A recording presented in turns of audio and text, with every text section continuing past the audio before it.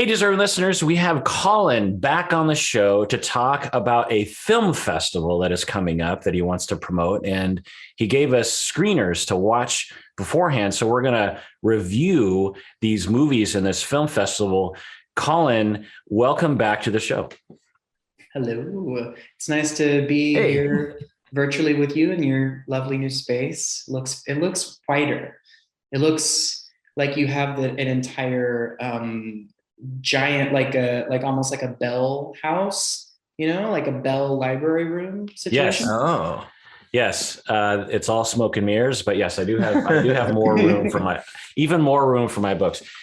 So let's get into it. This is the Psychology in Seattle podcast. I'm your host, Dr. Kirk Honda. I'm a therapist and a professor. My name is Humberto Castaneda, and I manufacture glass jars. My name is Collin Miller, and I'm currently producing the Queer to Queer Film Festival. And I am also starting a new journey into freelance writing. Oh, so Collin, tell us about this film festival that is currently happening. Tell us about it. So the film festival will premiere in person on the 20th of November, or actually maybe it already will have. Yeah, this is airing on the 22nd, so it would have started a couple of days ago. Right. So the in-person event was on the 20th, and that was at the Marva Jones Theater in Dallas. And then the streaming service, which is the same thing as the in-person event, it's all the films. It's going on from the 21st all the way to the 27th. So if you're listening to this on the 22nd, you still got a few days. So no rush, but do get online as soon as you can. There's obviously no cap on tickets, so you can watch it from anywhere in the world.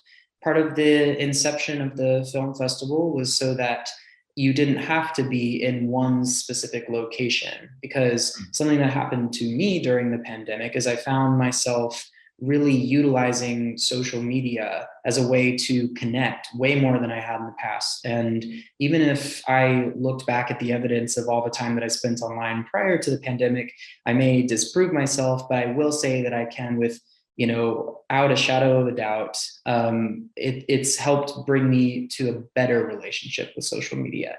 And I feel like all of my endeavors online have been a lot more successful, just because I've been putting more effort into it and trying to be more vulnerable in myself. And I decided that I wanted to put forth all of that energy into an event that meant a lot to me. And so upon introspection with a fellow film producer and creator, Ben Ward, and actually his wife and producing partner, Brenda Lee Singleton, they both produce movies with Stranger Mornings production. We are going to produce a film together, and we have worked together in the past.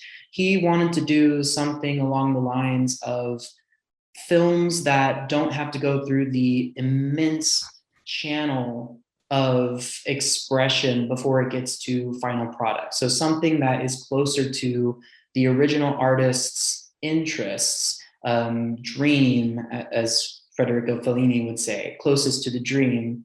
And that's where Queer to Queer came from. I basically came up with the extra part of making it more about queer expression, trying to find films that were outside the box, that showed a wide range of voices. And then it kind of culminated with this desire to not just have something in person, but also be able to connect the world. And that's Q to Q. So where can they go to find this? It's queer to, well, actually, I'm going to look up the exact address, but if you want to go to our Instagram, it's queer_2_queer. And then the actual website is queer2, and that's the number 2, queerfest.com. And the Instagram was also the number 2, right? Queer_2. Yes, all number 2, and all number 2. It's all shit. I'm just kidding. Yeah, it's there's just an Eventbrite link, and I don't know if you've done any online events, not necessarily online, but events of all kinds. It very much is self-explanatory using Eventbrite. You just click the button and it walks you through it. Yeah. So your mission to create something that is pulls from many voices all over the world. At least what we saw, because you gave us a bunch of shorts to watch. I think it was, I don't know, like 30 shorts or something. Mhm. And the thing that I noticed right away is just how diverse the voices were, obviously, but also around the world. There were people in Brazil and Norway and the United States and Korea. And it was interesting, fascinating, really, to hear from those voices, because I don't usually hear from those voices, and of course queer voices from those areas. Yeah. Mm-hmm.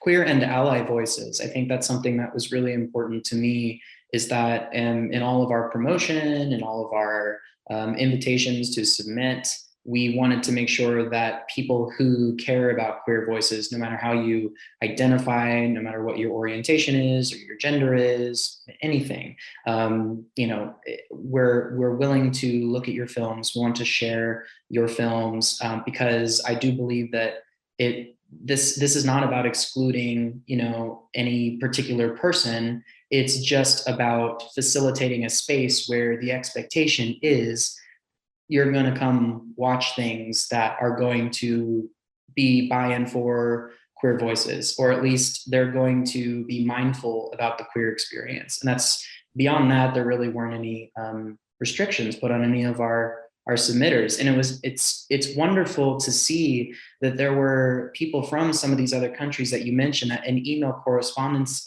with the people who selected the films, they actually admitted that there have been a lot of gatekeeping experiences that they've had prior to Q2Q, where because of the subject matter of their film, it was hard for them to find a place to submit it locally, or even, beyond just where they would be able to go physically drive or walk to go see their films played. So to be able to be a part of something that helps them get their work shown felt very, very good, especially in a time where oftentimes I just feel very helpless about the world and about what I can actually do to make a difference. Yeah. So do you have any individual stories of the shorts producers? Any kind of specific anecdotes from these folks? Yeah, so I'm actually really close friends with one, Emilio.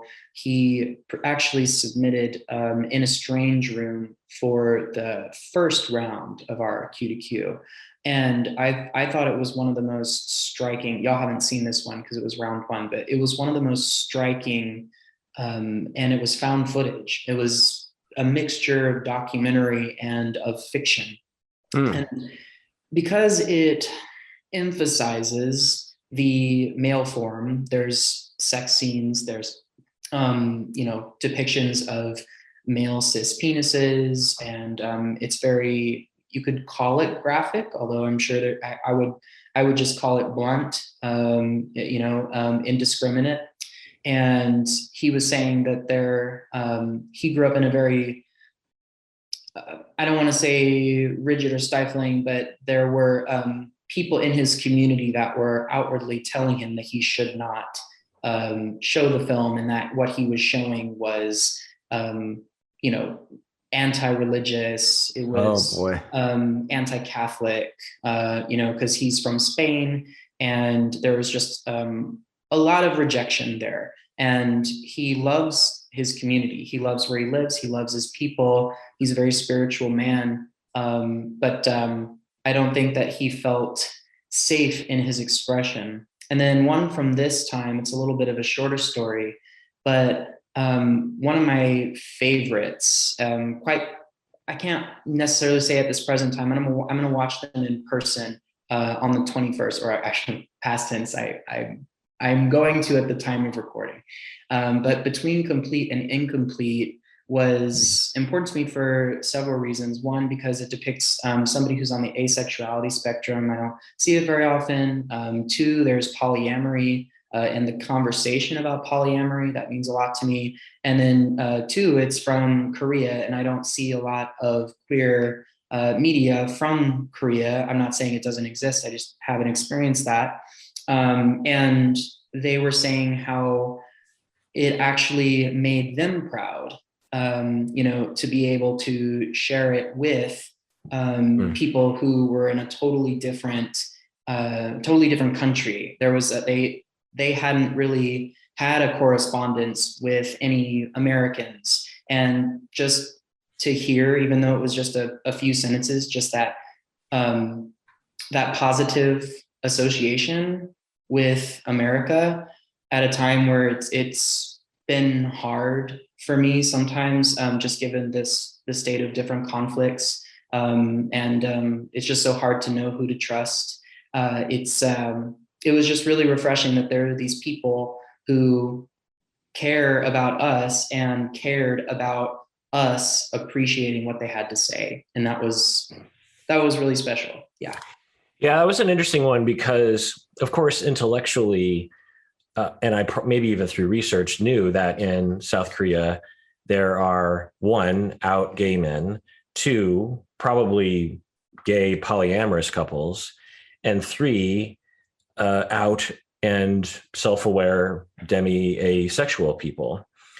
But I'd never seen it depicted. Intellectually, if you would have asked me, do those people exist in South Korea? I'd be like, well, yeah, I mean, I'm sure that, when I saw this short, it was like, it took my brain, it's interesting to know something intellectually. It's another thing to see it and to experience them, to hear them moving, see them moving around in their worlds, like normal human beings.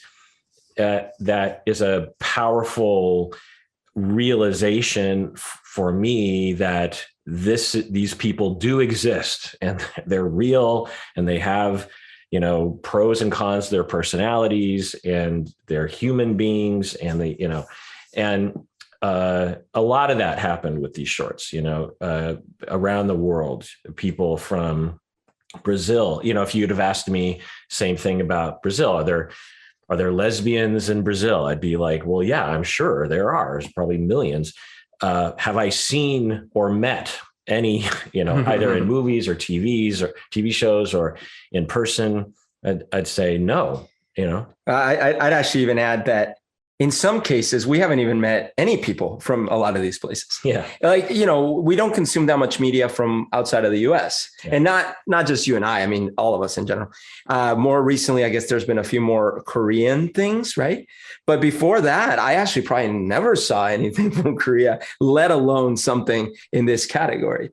And similarly with Brazil, like the only thing that I watch that has Brazilians in it is usually the Ultimate Fighting, like UFC type stuff, because there's so many good Brazilian fighters. But this was really refreshing. Same thing there were other Latin things like that. And yeah, I agree with you completely. It was really interesting to see that. But by the way, is there a way we could watch? Could you somehow make the round 1 stuff available for us to watch? Yes. Okay. Yeah. So the other thing that's obvious, and such a important thing that your festival accomplishes, is that when these voices are heard, when others are isolated and, they're in Brazil, they're in South Korea, they're in Norway. And because, I was wondering if you're in some of these areas, if all of your queer art, especially movies and TV, it's all American. And it to me, it hadn't occurred to me till watching this that could feel like, well, yeah, it's all fine and good, but I live here. That's a completely different situation here. And to hear, because in these, shorts, some were dealing with oppression, but all of them were on some level validating themselves. There was a validation of who they are as human beings. And I could imagine this reaching people who really need to have that validation. Yeah. Just to be seen and seen as you want to be seen is kind of what I got in this overarching, very over the treetops feeling way. It's we didn't put any prompt, that's the thing. It is Q to Q. We welcome queer voices. Of course, all that is explained, but there was no write to this theme or incorporate this character. There wasn't any challenge. There wasn't, how have you been oppressed by your society? In what ways would you want to be a more open queer person?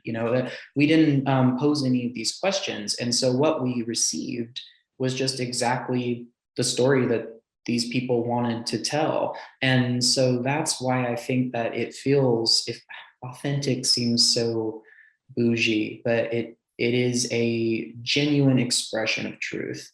And that's why there are some things that are really serious, and then you get things like Hot Vac Summer, which is a silly song about feeling empowered in a time when we're all very afraid for our health. So I was living for it, and I've had a rough go of it in this week. I was telling Kirk earlier, everyone's fine, everyone's safe, but I had a car incident that was very traumatic for me. Oh no, sorry. But thank you.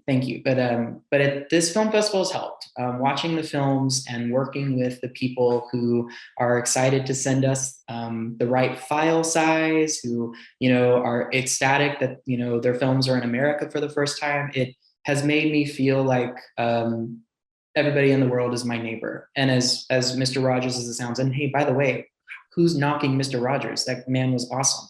But I've wanted that sense of global community for a really long time. And this is, I hope, the kernel of where I would like to go, which is feeling way more connected, not just to people in Dallas, people in Seattle, people in America, but people everywhere, even if I can't travel. So, yeah. I was going to say, one meta thing that I realized through watching these, which I should know, and I guess I do know, it was sad. I got to tell you, because we're coming up on 30 years from the Reality Bites movie with Winona Ryder and Ethan Hawke and stuff. And I don't know if you watched that movie, but it's a movie I really enjoy. It's not the greatest movie, but I really enjoyed it at the time. And in it, there is this whole storyline about one of their friends is gay, and he's coming out to his parents. And it's this big deal. And I remember at the time watching that movie, we were like, oh, wow, yeah, that would be hard. But this is almost 30 years ago. So watching all these and me realizing, oh man, we haven't moved much. What's going on? This is still a huge deal. People coming out is still traumatic and difficult and breaks up families. And now, granted, not all of them were about that, but there were quite a few that was the whole topic. And it was both I realized the power of what you're doing in bringing those voices, but at the same time, there was some bit of sadness that it's we're still on that. God. We're still on that, and yet I think that we're on so many different things. There's something that I feel like. I was just recently talking to one of the judges who you'll meet when you actually have your judges panel discussion in a day from now. Gail Cronhauer, she's a fabulous actress. If y'all saw the indie movie The Vast of Night, I incorrectly phrased it the other day as In the Vast of Night. But anyway, she was a mentor and a friend, and she works with women in film. They do PSAs, group meetings, etc., just as a way to empower a wider variance of roles for women in film, as opposed to just being makeup artists, etc. Where this just as a way to enable female directors, female producers, etc. in these littler achieved roles for women, and just as one small way to kind of bridge the gap. But she was saying that in their recent film festival, they were noticing that even though they didn't put anywhere, this is about queer expression, this is about gender conformity, and the repression that comes from that, but they got so many stories that were by and for trans voices, by and for intersex voices, people who have been silenced for so long. And I think that while you're right, we are in some places that we've been in for years and years and years. I think that if you see the way that people are trying to claim the truth of their gender and the nuances of how they feel, how they want to express themselves into the world, just the fact that we're hearing it and that we're aware, and that, you know, people are standing up for themselves to not be pushed to the side anymore. I mean, Peppermint, one of the amazing drag queens from RuPaul's Drag Race, was on Ebony and Irony with Lady Bunny and spent 2 episodes talking about how we need to think about the language we use when we're interacting with our trans brothers and sisters and non-binary siblings. So I don't know that I would have heard that 10 years ago. I don't know. You just named like 6 words that I didn't understand, like Echo and the Bunnyman and RuPaul's Ebony Ivory. Like I don't know any of these things. Is that a show or something? It's a podcast that probably the most famous drag queen other than RuPaul, Lady Bunny, does with Monet Exchange, another drag queen. I'm more ingratiated in the drag culture now than I was when we last hung out. I'm getting much more into it. And Peppermint is one of the queens from the show RuPaul's Drag Race, which would be amazing for Kirk to cover at some point. But she identifies as trans, and she's been an advocate for trans voices. And so I was just proud that there were lots of films that were addressing gender and identity in these ways that were definitely pushed to the side just a few years ago. And yes, they existed. These people have always existed. These stories have always existed, but we're just getting more of it.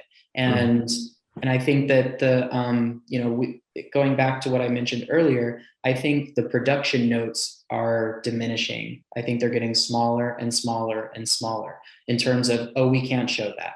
We can't go there. We have to play it safe or we're losing an audience. And the more that we can let the world know that we can have, mainstream stories with people who are trans, people who are queer, however they identify, and you're not going to lose your money. You're going to make your money back. The more we can do that, even in tiny, forms of expression like this Queer to Queer Film Festival, because we aren't big, we're a baby festival right now, but in our own small way, I think we're contributing to that goal. Yeah, that's great. So let's talk about some of our favorites that we saw, Berto. Let's go over it. Let's do it. And did you have like a top 5 on your end, Collin? I don't know. Well, I'll give my top 5, and maybe you can give yours. My number 1 was Not Your Ordinary Sister. So this is a short. A woman, it's only one woman, and it starts off with lesbian vampire some nuns, which, by the way, it plays on the list right after the one about the lesbian vampires. Yeah.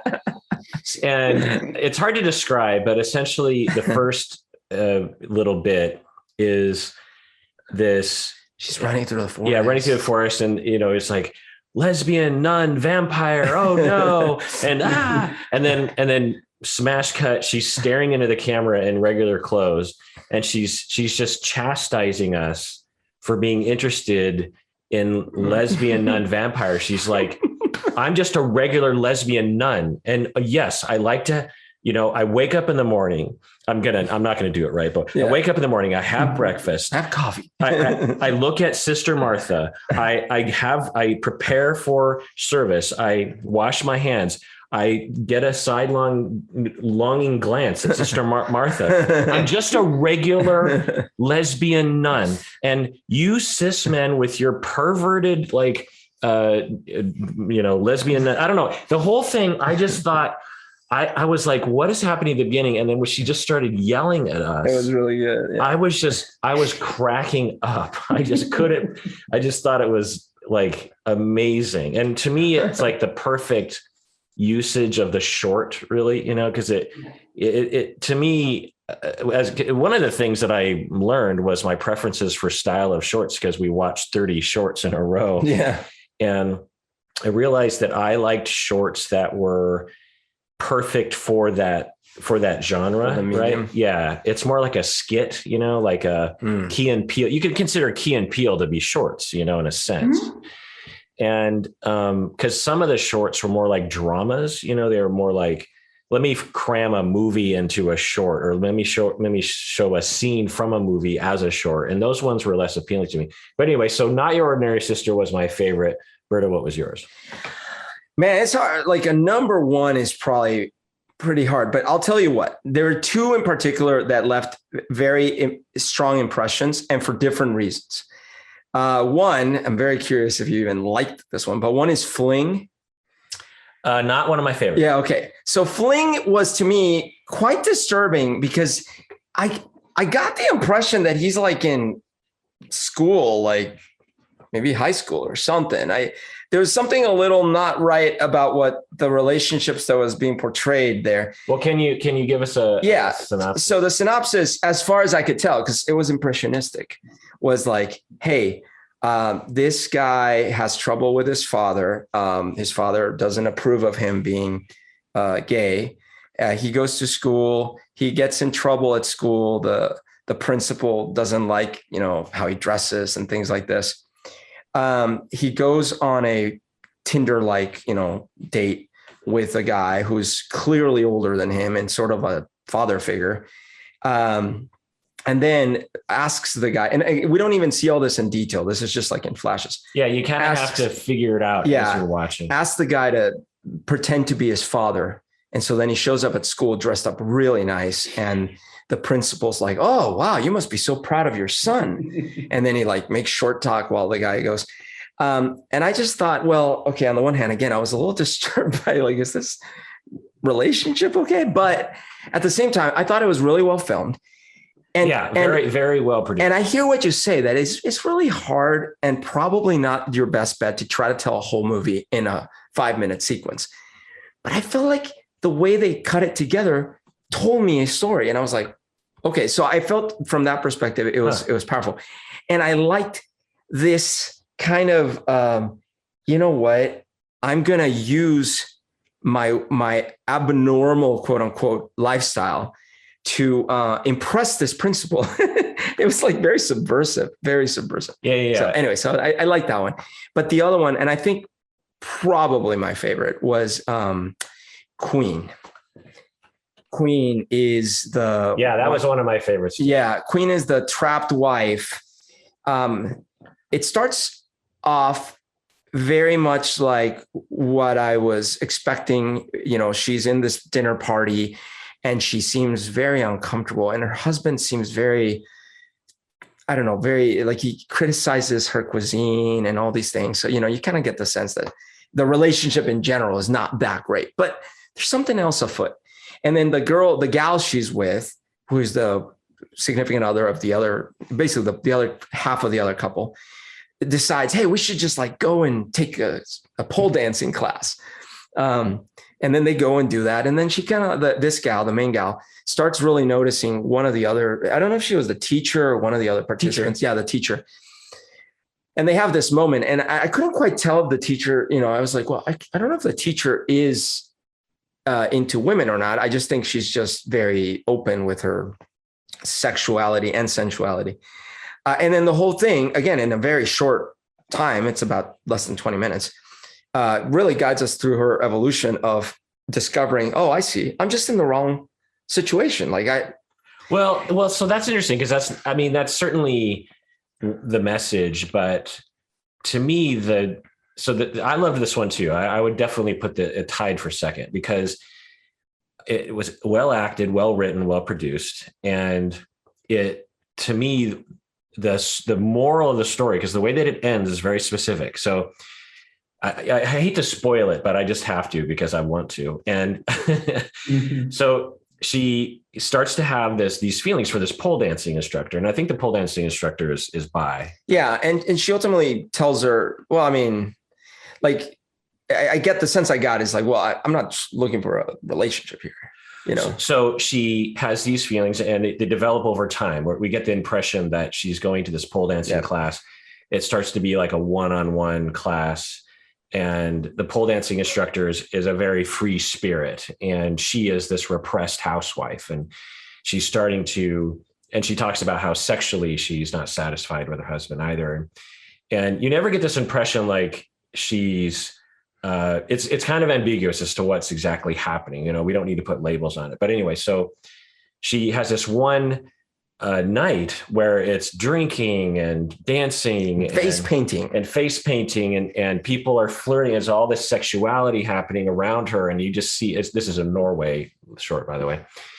And this, housewife is just like in euphoria. She's like, I'm free. And I want to feel this way all the time. This feels nothing like the way it does at home. And you get this impression like she never had this in college or something. And this instructor, this charismatic, goddess of a woman, is like the centerpiece of all of this to her. And she's just so enamored with her. It's just, you get the sense like she just needs her so much. But at the climax of the movie, the instructor is just like, look, I get that you're really into me, but it's not what I'm looking for. But that's, I'm here for you, but I'm not only here for you. I'm not, we just, we barely know each other. It was kind of the impression I got. And I'm a free spirit. I'm not going to become your wife right now. Plus you're married, because the married woman is just like, let's run away together, this instructor is just kind of more realistic about it. She's like, hey, I like you, but I did kiss that other person because I'm a kisser. Like I kissed you, I kissed this. And so the housewife, she's like kind of disillusioned at this point, but then it goes to this last scene, and she's in public. I think it's the morning after or something. And she's confused, and she sees this light pole, and she starts to do her little dance, and it's real awkward. Like it's not very, pretty, but it's just kind of like this, she's just trying it out. And then she just bursts out laughing. Yeah.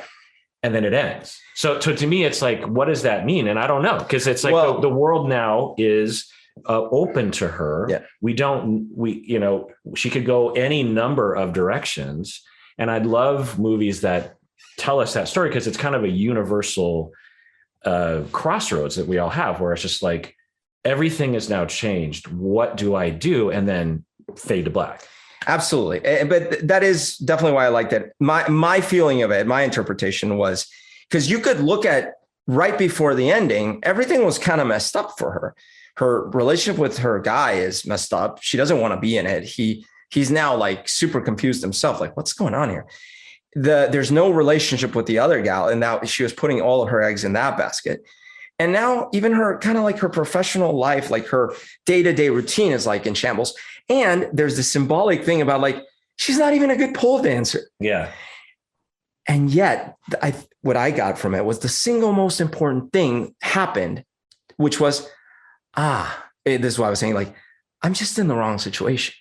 Now, that doesn't mean she knows what the right situation is. Like you're saying, like, where does she go from there? But I felt like the laughter was like, okay. And you're like, maybe I don't have to pretend, maybe I don't have to. That's funny. It's so funny here, because that's not how I read it. Of course, there's no way to know what the intention was. Well, I got that it was a little more about her rejecting the need to choreograph. There's the scene, there was all these, invitations to conform, to choose. And that's what I mean by pretend. Like we all pretend constantly, and she was done. Right. Yeah. She's not going to do her dancing for the sake of somebody else's visage. She's going to do it the way that she feels like she wants to do it. And it's whether it's like looks good or not it's not the point, Yeah. Some honorable mentions that I'll say, Coming Out it's literally called Coming Out. And it's about lesbian coming out to her friends, and she has all these worries about coming out to her friends, and it's really funny. It was especially compared to like the 3 that we watched just before it was like this really light, funny, and then a very similar one called Gaydream, which was this guy coming out to his mom. and he's on the phone with his friend who's like playing video games, has a headset on. And I thought she was a perfect actor. He was like, I don't know if he's going to hear this, but like he was good, but she stole the show to me. I just thought she was. See, I really liked Gaydream. That was definitely in my top list. I don't dislike the coming out one. To me, it was just too basic. Like, Yeah. So I was like, okay, just some friends filming their jokes. Fine. But the coming out had more, I don't know, more production to it. And I Gaydream. Gaydream. Yeah. So I really like that one.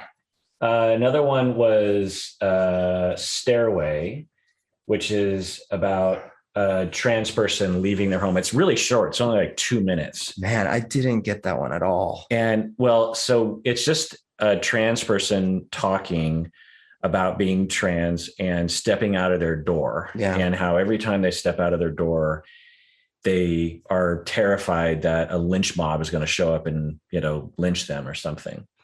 And then they talk about how once they actually just decided to stand tall and walk out, I looked up and saw this tree, and I saw it for the first time, even though I'd seen it many times, but I saw it in all of its glory for the first time. And the way that the production of the visuals, you see this tree kind of become more colorful. And I don't know, I'm not trans, but one, I'm really glad that, we're able to hear these voices, but two, I think it's a universal experience of feeling oppressed by the outside world. It's a scary jungle out there, and we're standing at the doorknob going like, okay, I'm about to go outside. And I think it's a universal thing that this artist depicted. That makes sense. I was probably unfair to it. I get the point of the fear, and I think that that's a great concept. It was so short, and so the other thing I guess that bugged me was at the end it says this was produced in 24 hours or something, and I was like, I'm not going to give you extra credit for that. I was like, well, spend 48 hours next time. I don't know. Like, I produced this while my computer was not working. Yeah, exactly. So it sucks. I'm probably being a jerk about it, but it's like, the concept is very powerful. You were right. And I probably need to rewatch it more carefully because you probably saw more detail in that shortness of it than I did. I just felt it was a little too short and basic for me, but no. I yeah. And then the other honorable mention is Workwear, which is the last one, which is that what it's called? Work. Oh yeah. Yeah. That was that one along with Between Complete and Incomplete those are my two favorites. Yeah. So just a synopsis of Workwear. It's this person is at home working, as all of us might be doing, talking to their boss over Zoom. And the boss is frequently calling in and being like, hey, I need you to work on this thing. And the protagonist is saying, okay, I'll get that to you. And then turns off the camera, and then they go to their bathroom and they're starting to get dressed up. So I couldn't really tell if it was a gay man dressing up in drag or a trans person dressing up as themselves. But either way, it was different gender. Different than what they project normally on the. Right. They're projecting man at work, but perhaps behind the scenes, they're at least partially or want to be full-time presenting feminine. And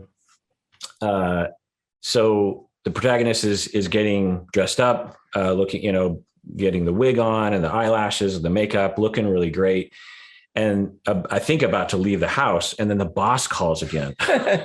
And the boss is like, hey, can you turn on your camera? Yeah, because at first he just joins with audio. Yeah. And so you see this, but it was this really simple production, because like another movie maker would have had some, I don't know, cheesy little decision tree, but you just see it in the protagonist's face. They're just like, okay, what do I do here? And then it just, I'm going to do this. And I might actually get a little teary because it was this amazing moment. They sit down, they look into the lens, and they turn on the camera, and woman presenting, and the boss is just like, so yeah. Anyways, I added an extra column. I need those TPS reports by Monday. Well, it was great. He was the boss was trying to be like okay about it, and then he was like, "What? You look nice. I mean, you're like you're no. He says your hair. He says, "Hey, you look good, man. I mean, oh man, yeah. Exactly. I mean, I like that thing. Yeah, I like that thing. And again, real sweet. Like the boss didn't go like you're fired. Just like, oh, okay. I like that. And I don't know. I just thought it was this powerful emotional moment for me, apparently, because I feel like crying when I I like that one as well. I had there were a couple others that I thought were really good that I enjoyed. So you didn't like date prep. I saw in your notes. Yeah, I liked date prep. I'm with you on this one. Yeah, and I get it. I think it would turn me off in many cases, but for some reason when I watched it, I was like, I get you, dude. Like the guy's like, I'm getting ready for date. Oh God, what could happen? And it's like over the top scenarios. It's like, what if I get killed? What if I have to kill him? What if? And then he's like, okay, if he comes from this side, I'll just stab. And then like, for some reason, it tickled me the right way. What other one? Okay, so it's a charming movie because, I think that it gives a comedic spin on anxiety. Yes. So often whenever the movie is about our fears, especially when it comes to, and who knows, like this character, if we're going to interpret even though it has a comedic tone, if we're going to accept his thoughts as truth, then this person probably has some trauma in his past. And yet, even though it is a trauma narrative, it's funny. And that doesn't mean that it's making light of trauma or that it merely was a space for somebody who's experienced trauma and wants to interact and connect. It was a space where that character could exist in a comedy, and that was refreshing to me. Yeah, I thought that was fun. So then the other one that I had a love-hate relationship with is Gold Star, the one about the Latina, and I didn't think it was a lesbian couple. I thought it was a mom and her sister. Like I thought that it was her aunt or something. I thought, so there's the mom with the daughter, and then I thought the other gal was her aunt. Did I read that wrong? I'm 95% sure that was a gay Latina. But then why would she say, well, I don't want, your lifestyle is influencing her, so you need to go? Because one of the parents was more at peace with their place in society than the other parent was. But also, this is a story that we don't see very often, which is why I also liked this one because, but I didn't have any kind of conflict over it. I felt like, whenever you are a parent and it could be where you live, location. It could be the way that you were raised, some combination of the two, or even your own inner demons. But when one part, and this again, this could be many people, but in this particular scenario, there were two people in the relationship. When one person is more comfortable with themselves, but it even goes beyond that to one person having the responsibility of a child and the other person not. Whenever you haven't come to terms with your fear of shame, or even beyond that, fear of being physically harmed. And when you start to think about that kind of thing approaching your daughter, then you do. And you could tell that this was not something that was going to actualize the character making this decision. It's just more a circumstantial, like, for example, this is a good one that would have been probably better as a movie, because we would have been able to see the character's journey towards realizing that, hiding this from my daughter, hiding this part, it's not going to help. Right. it's help, quote unquote. It's not going to shield her from the dangers of this world. And I have to, for my daughter, live in this truth. But, we just didn't get that story. But none of that stuff has, like, okay, whether, I guess I'll just take your guys' word at it that they were a couple. I guess one of the things I'll ding it for is I was confused about that thing. I thought that it was like the mom with the daughter, a single mom, and then her sister was gay. Well, actually, but I want to drill down this for a slight second, because I think this is actually kind of a reason why they made the way it was that for me, I was like, because it was a little unclear as well. Yeah. But I was like, unless they say that's the aunt, I'm just going to assume that's two parents. In the same way that if you saw a man and a woman in a kitchen with a daughter and they're both talking, but they didn't show any romantic anything. But my point is that if you saw a man and a woman with a daughter talking about, that's how it starts, is a man and woman in a kitchen, very familiar talking, you would assume because of the conventions, oh, that's mom and dad, but they never, as you pointed, romantically connected these two women, but all the signs were there that they were both moms. Okay. So let's take that. I'll just concede that point because I have no way to, but actually but I want to ask Collin, is that how you saw it too, that they were two moms? I did. I would also support Humberto in saying that there was no evidence really either. Nothing in terms of evidence. My English brain is saying there's no textual evidence. You are right. It was feeling based. It was association based. And there was this feeling really that at the end of the day made it not so much matter. It was more about, these are people who are close. These are people who are clearly, interested in being a part of each other's lives in a real way. And for fear of hatred towards people who are gay or queer, there's a loss of a relationship, and this person felt like they had to remove their daughter from potential pain. So I would say there was a line missing in that case, which was when the mom said, when the main mom or whatever says, well, your lifestyle, there was a line missing where it's like, my lifestyle, what are you, like, we're in this relationship or whatever. But I'll put that aside because that has nothing to do with the issues I had. My problems with this one were, one,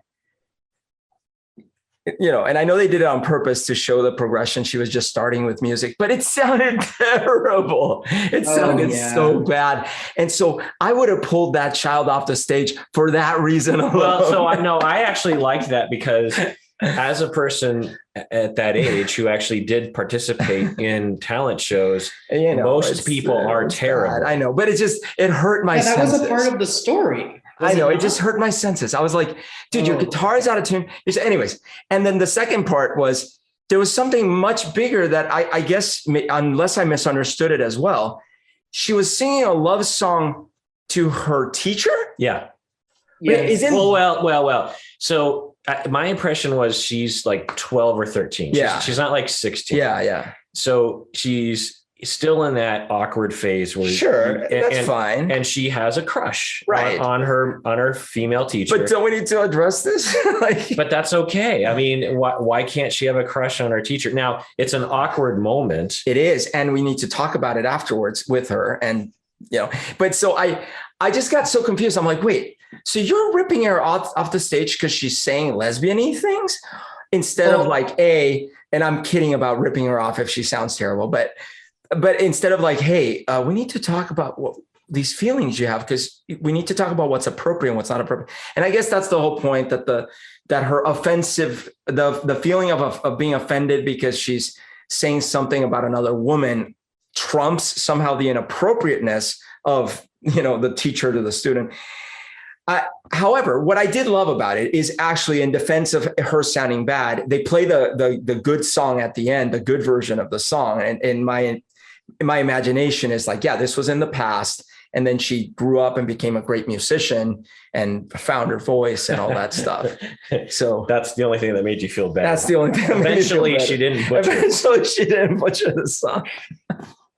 Yeah. But anyways, it was good. I couldn't deny that it was good. And I liked the Latino influence there and hearing Spanish and all that. But I was conflicted. Yeah. No, I think that something that was really important is that, we saw in those moments almost exactly what you said, the fear of, oh, the gates have opened. Now my child is able to express her affection in this way for another presenting female. That's going to lead to further shame for this family. That's going to cause her more pain. And you're right that, but that's why we needed more of a movie, right? We needed a bigger movie so that we could see where those kinds of conversations about safety, and about, proper behavior, we could see examples of that so that when we got to that moment and expected it, when it didn't happen, we would go, oh, that's because this is different. This is great. This is your point earlier, Kirk. This one could have used a different, same idea, different format. Yeah.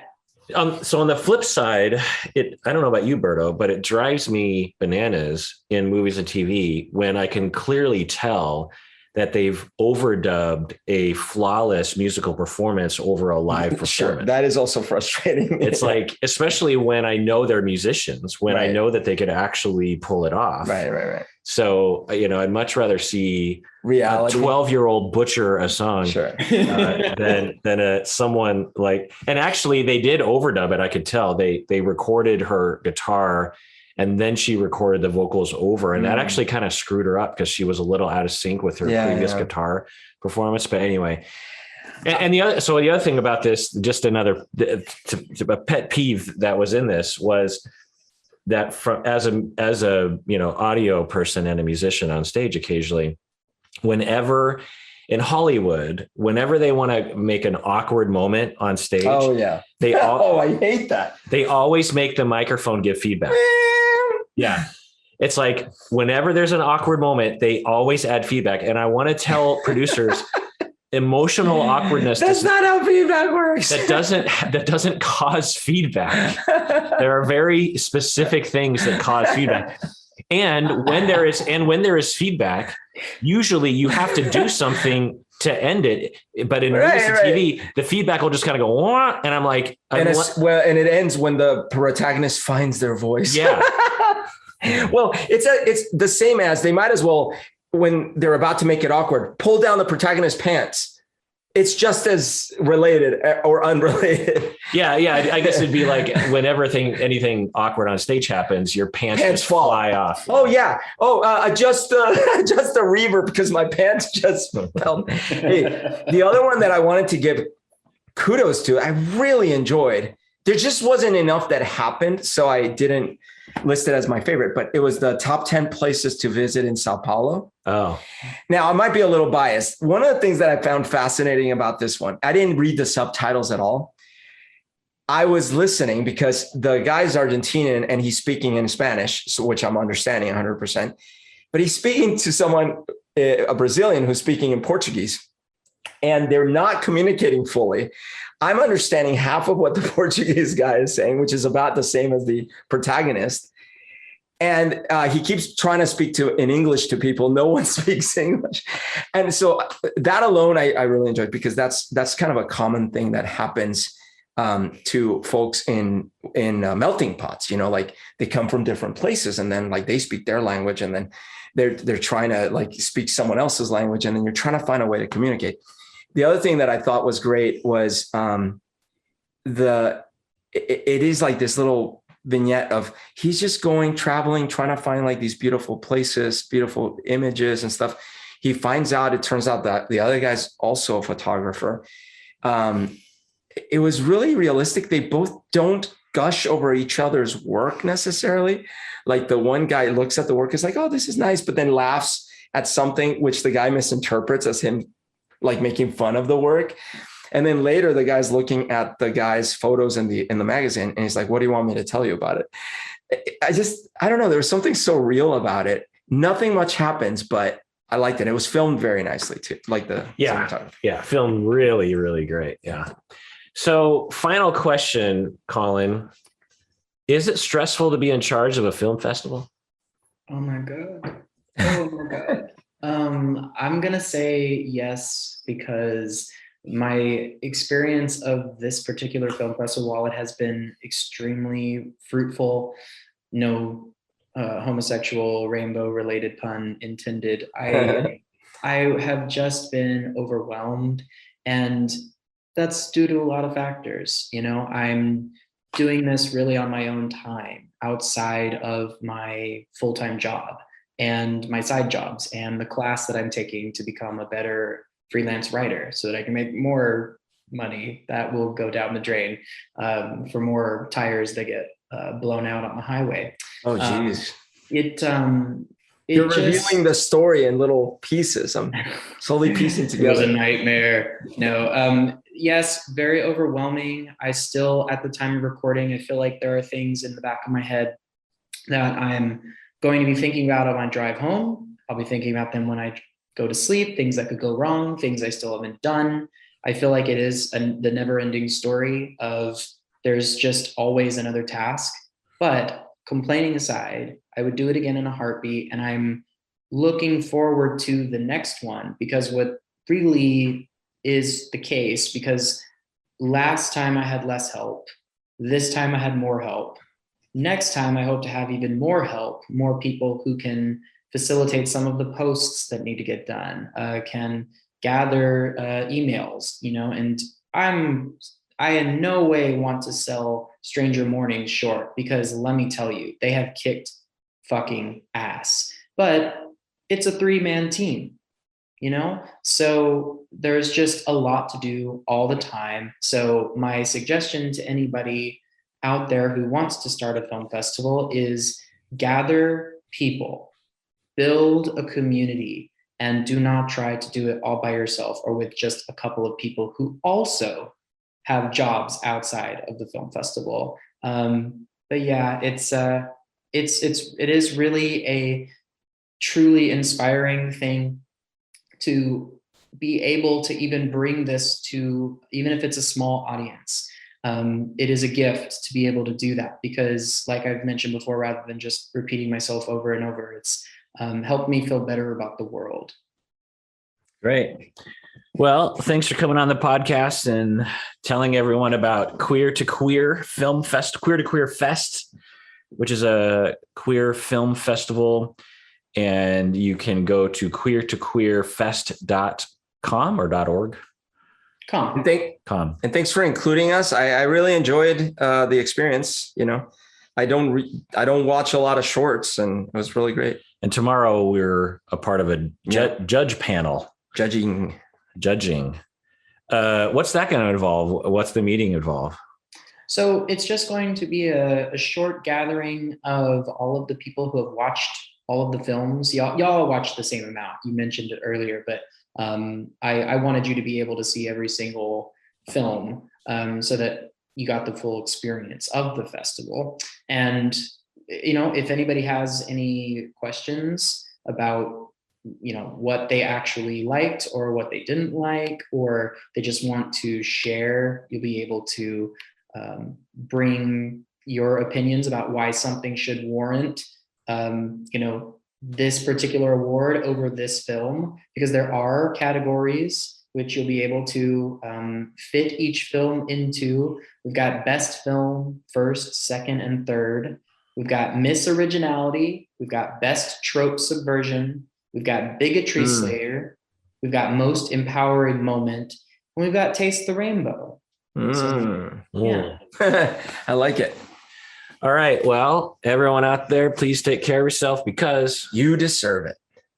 And go watch all the films. Hey, deserving listeners, as y'all know, I am constantly recommending that people go to therapy. We all need therapy from time to time.